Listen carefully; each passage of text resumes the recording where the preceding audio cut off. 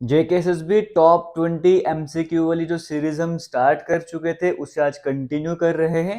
Day to रहने वाला है और पहले ही क्लियर कर दूं, जितनी भी वीडियोस ऐड होती जाएंगी, जितनी भी वीडियोस आती जाएंगी, वो सभी कहां पर ऐड होंगी? जेकेएसएसबी एग्जाम क्वेश्चंस के नाम से पहले से एक प्लेलिस्ट बनाई गई थी, उसी में ये वीडियो सारी ऐड होती जाएंगे। तो जब भी आपको देखना होगा वहां पर जाके देख सकते हो। और हालांकि डे 2 है, तो एक बार फिर से मैं आपको बता दूं, ये जो क्वेश्चन है जेकेएसएसबी किसी भी एग्जाम की तैयारी कर रहे हो, आपके लिए questions most most most important रहने वाले हैं, क्योंकि जेकेएसएसबी वीएलडब्ल्यू सिलेबस के हिसाब से डिजाइन करे गए हैं, जिसमें Indian history, geography, polity, Jammu Kashmir की history, geography, polity, Indian economy, Jammu Kashmir की इकोनॉमी, करंट अफेयर्स हो गया, कल्चर, इंडिया का कल्चर, जम्मू कश्मीर का हो गया, तकरीबन टैक्सेशन हो गया, सेंट्रल स्पॉन्सर्ड स्कीम्स हो गई, हर तरह के टॉपिक को टच करा जाता है। हर टॉपिक से एक एक क्वेश्चन उठाया जा रहा है, इसीलिए आपके लिए बड़ी इंपॉर्टेंट बनती है। वीडियोस को शेयर करते जाना। बहुत हो गया, स्टार्ट करते हैं आज की इस वीडियो को। पहला क्वेश्चन आपके सामने लिखा हुआ है, दूसरा भी लिखा हुआ है, बाकी वन बाय वन स्क्रीन में आते जाएंगे। लास्ट टाइम कंप्लेन आई थी कि पढ़ा नहीं जा रहा, हो सकता है आज भी ना पढ़ा जाए, तो दोनों क्वेश्चन में बोल के बताऊंगा, लेकिन बाकी क्वेश्चन स्क्रीन में आते जाएंगे, वो आपको आराम से पढ़े जाएंगे, टेंशन बिल्कुल भी नहीं लेनी है, सुनते जाओ, समझते जाओ। पहला क्वेश्चन आज आपका पूछा गया है, Who was the chief guest of India on the 74th Republic Day on January 26, 2023? 26 जनवरी 2023 को रिपब्लिक डे सेलिब्रेट करा गया। आपको पता है हमारे यहाँ पर चीफ गेस्ट बुलाए जाते हैं। इस बार यानी कि 26 जनवरी 2023 को जो चीफ गेस्ट आए थे इंडिया में, उनका नाम क्या है, ये आपसे पूछा गया है। ऑप्शन 4 है आपके सामने, आपको करेक्ट आंसर बताऊंगा। सबसे पहला क्वेश्चन ऑप्शन नंबर ए में आपको देखने को मिल रहा है, सुकार्नो, ये नाम आपको देखने को मिल रहा है। ये नाम मैंने क्यों ये ऑप्शन में क्यों ऐड किया है? क्योंकि फर्स्ट टाइम जब कोई चीफ गेस्ट इंडिया में बुलाया गया था रिपब्लिक डे पर, वो कौन थे? वो यही थे, सुकार्नो। कौन सा ईयर था? 1950 का वो टाइम था। तो 1950 में जब पहली बार रिपब्लिक डे सेलिब्रेट करा गया, तो पहले चीफ गेस्ट कौन थे? ये सुकार्नो, जो वर्ड आपको नाम देखने को मिल रहा है। कौन थे ये? इंडोनेशिया के प्रेसिडेंट थे। कहाँ के प्रेसिडेंट थे? इंडोनेशिया के प्रेसिडेंट थे। और ईयर कौन सा था? 1950 वाला ईयर था। तो है ना ये इंपॉर्टेंट नाम, तभी ऑप्शंस में ऐड करा ताकि आपको याद हो जाए। अब सेकंड ऑप्शन उससे भी थोड़ा मतलब इंपॉर्टेंट बन जाता है, हालांकि क्या पता क्वेश्चन बने ना बने, लेकिन आपके इन्फॉर्मेशन के हिसाब से ऑप्शन ऐड करे गए। सेकंड ऑप्शन में आपको नाम देखने को मिल रहा है मलिक गुलाम मोहम्मद। ये नाम क्यों ऐड किया सेकंड ऑप्शन में? क्योंकि पाकिस्तान से बिलोंग करते थे। पाकिस्तान के गवर्नर जनरल को भी बुलाया गया है भाई साहब यहाँ पे रिपब्लिक डे सेलिब्रेशन में, यानी कि चीफ गेस्ट के तौर पर। तो पहली बार जब किसी पाकिस्तानी को बुलाया गया था यहाँ पर रिपब्लिक डे सेलिब्रेशन के लिए, मलिक गुलाम मोहम्मद। ईयर कौन सा था? 1955। पाकिस्तान के गवर्नर जनरल। और ऐसा नहीं कि सिर्फ एक बार और बुलाया गया था। 1960 का टाइम था, 65 का टाइम था। 1965 के टाइम पर भी एक पाकिस्तानी को बुलाया गया था as a chief guest Republic Day के टाइम पर। तो आपको ये भी पता होना चाहिए। और ऑप्शन नंबर सी में जेर बोल्सोनारो, ये बोल्सोनारो की बात करेंगे। ये अब आपने मुझे कमेंट सेक्शन में बताना है कहाँ के ये प्रेसिडेंट थे, लेकिन ये 2020 में आए थे। अगर नहीं पता है तो सर्च करो, सर्च करके बताओ ये कहाँ के प्रेसिडेंट है, 2020 में इन्हें बुलाया गया था। अब उसके बाद अब्दुल फतेह अल सीसी यही बचे, इजिप्ट के प्रेसिडेंट। इजिप्ट के प्रेसिडेंट थे, 2023 में बुलाएगा। जो आपका ऑप्शन जो क्वेश्चन था उसके हिसाब से जो करेक्ट आंसर हो जाएगा वो ये ऑप्शन डी हो जाएगा, अब्दुल फतेह अल सीसी इजिप्ट के प्रेसिडेंट 2023। अब यहाँ पर मैंने 2021 या 2022 के क्यों नहीं ऐड करे? क्योंकि 2021 और 22 में किसी को बुलाया ही नहीं गया था, कोविड का टाइम चल रहा था, आप सभी को पता होगा। और उम्मीद करता हूँ थोड़ा बहुत अब दिख भी रहा होगा। तो चारों ऑप्शन क्लियर हो गए। तो यानी कि आपसे लास्ट टाइम पूछा जाएगा, आपको वो भी पता होगा। इस टाइम कौन आया वो भी पता है, पहली बार कौन आया था, पाकिस्तानी के आए थे, कितने आए थे, वो सारी इंफॉर्मेशन आपको मिल चुकी है। इसी के साथ आगे चलते सेकंड क्वेश्चन की बात करते हैं। सेकंड क्वेश्चन में आपसे पूछा गया और आपने एंड में बताना है कि 20 में से कितने क्वेश्चन आपके सही हुए थे। ठीक है, ये काम जरूर कीजिएगा। और जैसे फर्स्ट वीडियो में आप सभी ने मोटिवेट किया, आप सभी ने मुझे बताया कि वाकई में सीरीज अच्छी है, इंपॉर्टेंट है, हमें जरूरत है इस सीरीज की डेली बेसिस पे। तो इसी तरह के जब मुझे कमेंट्स आते रहेंगे तो मुझे समझ आएगा वाकई में आप इंटरेस्टेड हो, आप जुड़े हो इस सीरीज के साथ। तो मुझे और बेहतरीन काम करना होगा, तो मैं करता जाऊंगा। बस आपने मोटिवेट करते जाना इसी तरीके से। मोटिवेट इन द सेंस मुझे बताना है कि वाकई में आप इसमें इंटरेस्टेड हो। सेकंड क्वेश्चन में कहा गया है विच among the following peaks is the highest. ये जो 4 पीक्स के नाम आपको दिए गए, इनमें सबसे ऊंची पीक कौन सी है? नंदा देवी, कंचनजंगा, गॉडविन ऑस्टिन या नंगा पर्वत? सबसे पहले तो आपको अगर पता हो गॉडविन, एक तो हिमालय, वो तो यहाँ पे ऑप्शन में है ही नहीं। आपको पता सेकंड नंबर पे K2 यानी कि गॉडविन ऑस्टिन यहाँ पर आ जाएगी। इसका मतलब इन चारों में सबसे ऊंची कौन सी है, यानी कि option number C Godwin Austen. क्या कहते हैं, सिर्फ फेमस नाम क्या है, K2 इसका नाम आता है, काराकोरम रेंज में आ जाता है ना, काराकोरम रेंज तभी K2 है ना, K1 K2 इस तरह से चलता है। तो सबसे ऊंची पीक इन चारों में से कौन सी है, K2 है।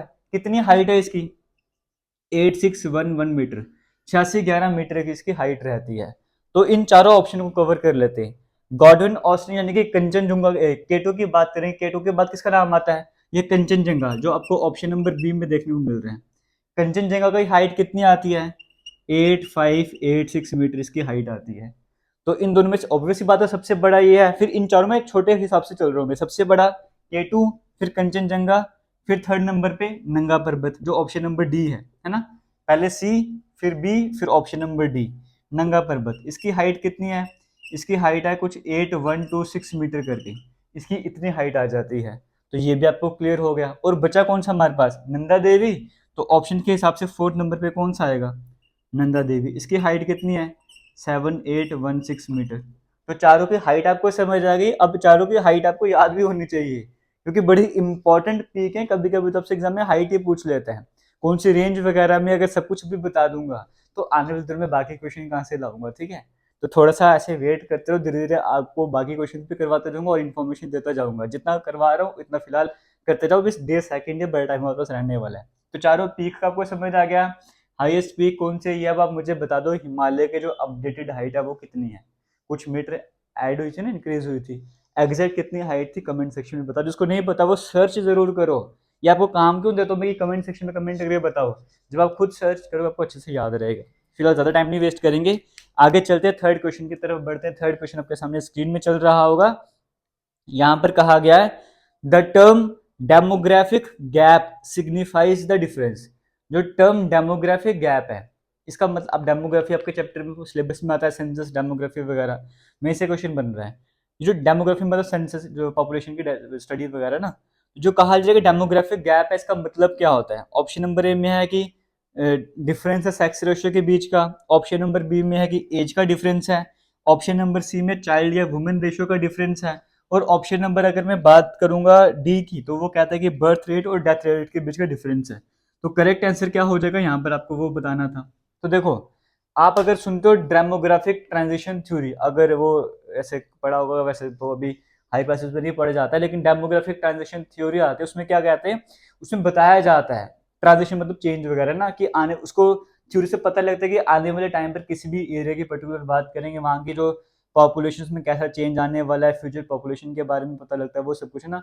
उसमें टर्म आते हैं डेमोग्राफिक गैप। डेमोग्राफिक गैप होता क्या है, बर्थ रेट और डेथ रेट के बीच जो गैप है, जो डिफरेंस है, उसके लिए टर्म यूज करते हैं डेमोग्राफिक गैप। तो इसका मतलब option number D, birth rate और डेथ रेट के बीच जो डिफरेंस है वही शो करता है डेमोग्राफिक गैप। तो ये करेक्ट आंसर हो जाएगा।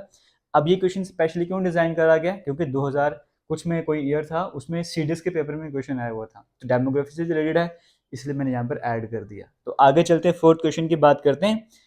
In India more than half of the production of soybean comes from. ये भी किसी एग्जाम में आया क्वेश्चन है। इंडिया में देखो, जितनी भी इंडिया में सोयाबीन की प्रोडक्शन होती है, पूरे इंडिया में जितनी सोयाबीन की प्रोडक्शन होती है, उसमें आधी से ज्यादा प्रोडक्शन पर्टिकुलर एक स्टेट से आती है। तो वो स्टेट कौन सी है, कितना इंपॉर्टेंट क्वेश्चन, आप समझ सकते हो। पूरे इंडिया में जितनी सोयाबीन की प्रोडक्शन हो रही है, सभी यूटी सभी स्टेट्स को मिला के, उसमें से एक स्टेट ऐसी है जो आधी से ज्यादा सोयाबीन की प्रोडक्शन करती है पूरे इंडिया की। तो वो कौन सी है, ऑप्शन 4 आपके सामने, बट जो करेक्ट आंसर है वो ऑप्शन नंबर ए हो जाएगा, यानी कि मध्य प्रदेश यहाँ पे करेक्ट आंसर हो जाएगा। कहा जाता है कि 70% से ज्यादा प्रोडक्शन जो पूरी इंडिया की सोयाबीन की है वो मध्य प्रदेश से होती है। तो सबसे ज्यादा प्रोडक्शन कहाँ से हो रही है, मध्य प्रदेश से। सेकंड नंबर पे महाराष्ट्र, थर्ड नंबर पे राजस्थान, फोर्थ नंबर पे कर्नाटका। जैसे ऑप्शन सीक्वेंस में दिए गए उसी हिसाब से आंसर रहने वाला है। तो ये कंसेप्ट भी आपको यहाँ पर समझ आ गया होगा। आगे चलते हैं, क्वेश्चन नंबर 5 की बात कर लेते हैं। क्वेश्चन नंबर 5 में आपको देखने को मिल रहा हो, कहा जा रहा है which one of the following states has more than 2 major ports। इसमें से कौन से स्टेट ऐसे जिसमें 2 से ज्यादा मेजर पोर्ट आपको देखने को मिलेंगे। पोर्ट है ना, आपको पता होगा बंदरगाह वगैरह भी कहते हैं। देखो, दो तरह के पोर्ट्स होते हैं, एक होते हैं मेजर पोर्ट्स, एक होते हैं मेजर वाले, आपसे मेजर ही पूछे है ना, एक होते हैं माइनर वाले। तो ऐसे देखा जाए तो मेजर पोर्ट्स इंडिया में 13 के आसपास है, 13 के करीब 13 मेजर पोर्ट है। और माइनर पॉट सब कुछ अगर मिला दिया जाएगा तो 200 प्लस जो है वो पॉट्स हमारे इंडिया में देखने को मिलेंगे आपको आराम से कम 200 प्लस आपको आराम से देखने को मिल जाएंगे। तो मेजर पॉट 13 ही है, इसलिए वहां से क्वेश्चन पूछा हुआ है कि कौन सी स्टेट ऐसी जहां पे 2 से ज्यादा मेजर पॉट देखने को मिल रहे हैं। देखो ऑप्शन के हिसाब से देखा जाए महाराष्ट्र, वेस्ट बंगाल, उड़ीसा, तमिलनाडु। जो ऑप्शन नंबर डी है तमिलनाडु वो करेक्ट आंसर हो जाएगा। अकेले से स्टेट है जहाँ पे 3 पॉट आपको देखने को मिलेंगे, मेजर पॉट आपको देखने को मिलेगा। जैसे एक चेन्नई वाला आ जाता है यहाँ पे, है ना, फिर एक चेन्नई वाला है, एक कुछ दो और है, एक विल्लोर करके कुछ है। तो एक बार आप सर्च कर लें नाम वगैरह, 3 यहाँ के मेजर पोर्ट हैं, ठीक है। तो एक टूटीकोरन है, एक चेन्नई है और एक और कुछ है, इस तरह से करके 3 नाम या 3 इंपॉर्टेंट पोर्ट है यहाँ पे चेन्नई वाले तमिलनाडु में। तो इसका मतलब करेक्ट आंसर क्या हो जाएगा, ये तमिलनाडु वाला करेक्ट आंसर हो जाएगा। उसके बाद दूसरे नंबर पे जो महाराष्ट्र है, वहां पे भी 2 मेजर पोर्ट हैं। महाराष्ट्र ऑप्शन में है ना, महाराष्ट्र में भी एक तो मुंबई वाला है और एक जीएनपीटी है, जेएनपीटी। तो मतलब मुंबई में भी महाराष्ट्र में भी 2 आपको पोर्ट देखने को मिलेंगे। सबसे ज्यादा मेजर पॉट में 3 तो आगे तमिलनाडु में, 2 आगे अपने महाराष्ट्र में, बाकी जैसे ऑप्शन में कहा गया है वेस्ट बंगाल है, उड़ीसा, दोनों जगह में एक एक पॉट देखने को मिल रहे हैं। तो करेक्ट आंसर क्या हो जाएगा हमारे क्वेश्चन के हिसाब से, तमिलनाडु, यानी कि option number D correct answer हो जाएगा। अब लास्ट टाइम पे 20 क्वेश्चन डिस्कस करे थे, या आज 20 क्वेश्चन डिस्कस करने वाला हूँ, इनमें से एक भी क्वेश्चन आपको आने वाले टाइम पर भूलना नहीं चाहिए, ये आपको करना पड़ेगा कंफर्म। इनमें से आने वाले टाइम पे कुछ कुछ क्वेश्चन तो मैं आपको टेलीग्राम पे ही डाल दिया करूंगा एज अ रिवीजन के तौर पर, क्विज के फॉर्मेट में यहाँ पे डाल दिया करूंगा, फिर वहां से रिवीजन होती जाएगी। बाकी जितने भी क्वेश्चन आपको लास्ट टाइम भी कहा था, डिस्क्रिप्शन बॉक्स में लिंक मिल जाएगा टेस्ट सीरीज का, वो ज्वाइन करना होगा, परचेज करना होगा, परचेज कर लेना, नहीं परचेज करना होगा वैसे ओपन कर लेना। जितने भी इस सीरीज के क्विज वगैरह हैं वो सारे वहां पर होते जाएंगे। उसमें अगर आप नहीं परचेज करोगे तब भी उनको ओपन आराम से कर पाओगे, तो कभी भी जाके उनको अटेम्प्ट कर लेना, रैंकिंग भी दिखेगी आपको, अपनी रिवीजन वगैरह भी होती जाएगी, वो काम करते जाना, ठीक है। तो ये हो गया। आगे चलते हैं, 6th क्वेश्चन की बात करते हैं। 6th क्वेश्चन में कहा जा रहा है river Luni originates near Pushkar and drains into which one of the following. Luni river की बात करें, कहा जा रहा है कि ये कहाँ से आती है, पुष्कर से आती है, और कहाँ पे जाके ड्रेन हो जाती है, कहाँ पे जाके एंड होती है, कहाँ पे जाके मिल जाती है। देखो रिवर लूनी की बात करें, आपको तो राजस्थान की है ना, वेस्टर्न राजस्थान हम कह सकते हैं। ओरिजिनेट कहाँ से होती है, ये पुष्कर जो है, पुष्कर वैली है वहाँ की, आपको पता होगा अरावली हिल्स वाली साइड में पुष्कर वैली वहां से निकलती है, और जाती कहाँ पर है, रैंड ऑफ कच्छ यानी कि गुजरात में एंड कर जाती। तो ऑप्शन नंबर ए आपको देखने को मिल रहा था, वो करेक्ट आंसर हो जाएगा। आगे बढ़ते नेक्स्ट क्वेश्चन की बात करते हैं। 7 question number, green revolution in India started from, India में ग्रीन रिवॉल्यूशन की स्टार्टिंग कहाँ से हुई थी, आपसे वो पूछा जा रहा है। देखो ऐसे ग्रीन रिवॉल्यूशन 1960 के टाइम पीरियड पे स्टार्ट हो गया था, इंडिया में 1965 में कह सकते हो स्टार्ट हुआ था। सही तरीके से 1968 में, जो आप कह सकते हो बिल्कुल बेहतरीन तरीके से 1968 में पंजाब से स्टार्ट हो चुका था, फिर हरियाणा वगैरह फैलता जा रहा था ना, जिसमें हम मॉडर्न टेक्नोलॉजीज को यूज कर रहे थे, हाई यील्डिंग वैरायटी वाले सीड्स को हम यूज कर रहे थे, इस तरह सब कह सकते हैं एग्रीकल्चर से रिलेट कर रहे हैं। 1968 में मेनली पंजाब से जो है वो एक तरह से कामयाब हो चुका था, आप ऐसे कह सकते हो। तो सबसे बड़ा नाम आपको पता होगा, एम स्वामीनाथन की बात करेंगे, जो मेन हीरो हैं, फादर भी कहा जाता है इसको ग्रीन रिवॉल्यूशन का इंडिया का। तो एम स्वामीनाथन, वो नाम भी आपको पता होना चाहिए, एग्जाम में क्वेश्चन पूछा जाता है, आपसे भी पूछ सकता है, तो ये भी आपको इन्फॉर्मेशन होनी चाहिए। आगे चलते हैं और क्वेश्चन कवर कर लेते हैं। Which among the following is known as king of wool in JNK, Jammu Kashmir में किंग ऑफ वूल किसे कहा जाता है, ऑप्शंस आपको दिए गए, आपने बताना है। पश्मीना को, शहतूश शॉल को, रिंग शॉल को, ये बी और से दोनों ही ऑप्शन सही हैं। देखो ये किंग ऑफ वूल किसे कहा जाता है, रिंग शॉल को कहा जाता है। रिंग शॉल को क्यों कहा जाता है, क्योंकि आपने देखा होगा जो रिंग है उसके बीच से शॉल बाहर निकल जाता है, छोटी सी रिंग है उसके बीच से पूरा शॉल आप बाहर निकाल सकते हो, इतना सॉफ्ट एंड डेलिकेट होता है वो। तो इसी वजह से जो रिंग शॉल है उसे किंग ऑफ वूल कहा जाता है। लेकिन ठहरो, option number C correct answer नहीं होगा, क्योंकि रिंग शॉल जो है वो तो उसकी क्वालिटी के कारण, उसकी जो काम करता है, रिंग के बीच से निकल जाता है, उसके कारण से रिंग शॉल कहा जाता है। लेकिन सही नाम जो है वो शहतूश शॉल है, यानी कि ऑप्शन नंबर बी वाला। तो शहतूश शॉल को रिंग शॉल भी कहते हैं, इसीलिए बोथ बी एंड सी हमारे पास करेक्ट आंसर हो जाएगा। अगर आपको समझ आया तो क्लैपिंग ताली तो बजा नहीं सकते हो, वीडियो को शेयर कर सकते हो, बस इतना काम करते जाओ, वीडियो को शेयर करते जाओ। एक टाइम अगर ऐसा आएगा, अच्छा रिस्पॉन्स मिलता है, तो मैं क्या करूंगा, जैसे 20 क्वेश्चन से 40 क्वेश्चन कवर करवाना स्टार्ट करूंगा, हर एक टॉपिक से 2-2 क्वेश्चन लाना स्टार्ट करूंगा। लेकिन डिपेंड करता है आपके रिस्पॉन्स के ऊपर, आप कितना वीडियोस को शेयर करते हो, कितना अच्छा रिस्पॉन्स मिल रहा है, क्योंकि उसी के हिसाब से यहाँ पर आपको रिजल्ट मिलता जाएगा। आगे चलते हैं, नेक्स्ट क्वेश्चन की बात करते हैं। क्वेश्चन नंबर 9 आपके सामने आ रहा है। विच one of the following is the main fruit producing district in the valley. Jammu Kashmir की बात करेंगे, कश्मीर वैली की बात करेंगे, जो सबसे मेन कह सकते हो कि जो फ्रूट प्रोड्यूसिंग डिस्ट्रिक्ट है वो कौन सी है? श्रीनगर, बांदीपोरा, बारामूला या फिर कुपवाड़ा। तो जो करेक्ट आंसर है वो ऑप्शन नंबर सी बारामूला हो जाएगा। पहले भी कई बार डिस्कस किया हुआ है, ऑप्शन नंबर सी बिल्कुल सही आंसर हो जाएगा।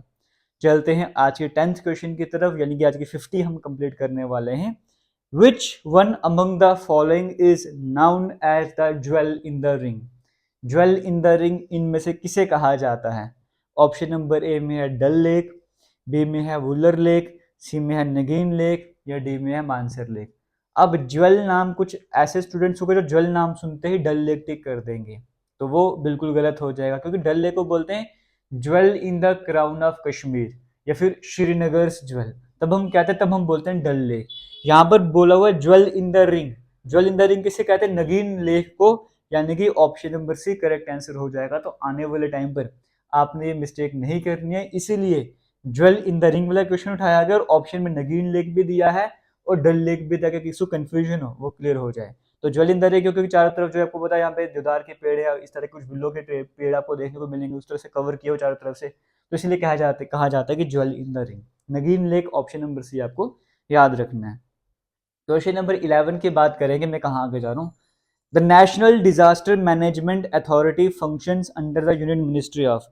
ये जो नेशनल डिजास्टर मैनेजमेंट अथॉरिटी है, वीडियो बड़ी बन रही है, जल्दी कवर करना पड़ेगा। एनडीएमए की बात करेंगे, नेशनल डिजास्टर मैनेजमेंट अथॉरिटी की बात करेंगे।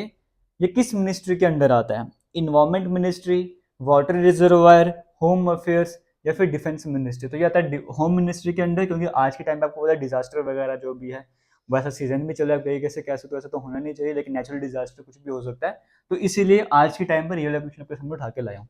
एनडीए में जो है वो होम मिनिस्ट्री के अंदर आ जाएगा, option number C correct answer हो जाएगा। 12th क्वेश्चन की बात करते हैं, यहाँ पर कहा जा रहा है PMAY urban was established in. देखो PMAY मतलब प्रधानमंत्री आवास योजना, दो तरह की स्कीम है, प्रधानमंत्री आवास योजना ग्रामीण और प्रधानमंत्री आवास योजना। आपसे क्वेश्चन में अर्बन पूछा गया, कब इस्टेब्लिशमेंट हुई थी? ग्रामीण की बात करेंगे 85-86 में हुई थी, इंदिरा गांधी नाम था, बाद में नाम चेंज किया था। तो प्रधानमंत्री आवास योजना अर्बन की जो स्टार्टिंग है वो 2015 में हुई थी, ऑप्शन नंबर सी आपको देखने को मिल रहा है, तो ऑप्शन नंबर सी वहां पे करेक्ट आंसर हो जाएगा। तो ये कंसेप्ट भी आपको यहाँ पर समझ आ गया होगा, किसी तरह का डाउट आपको यहाँ पर नहीं हो रहा होगा और होना भी नहीं चाहिए। आगे चलते ये जो है ना PMAY वगैरह जितनी भी स्कीम वगैरह हैं, ये सभी ऑलरेडी आपको कवर करवाया हुआ है। JKSSB VLW जीके की प्लेलिस्ट है, वहां पे जाके वीडियोस को आप देख सकते हो। आगे नेक्स्ट क्वेश्चन आपको देखने को मिल रहा है, नाम लिखो निसार, NISAR, निसार।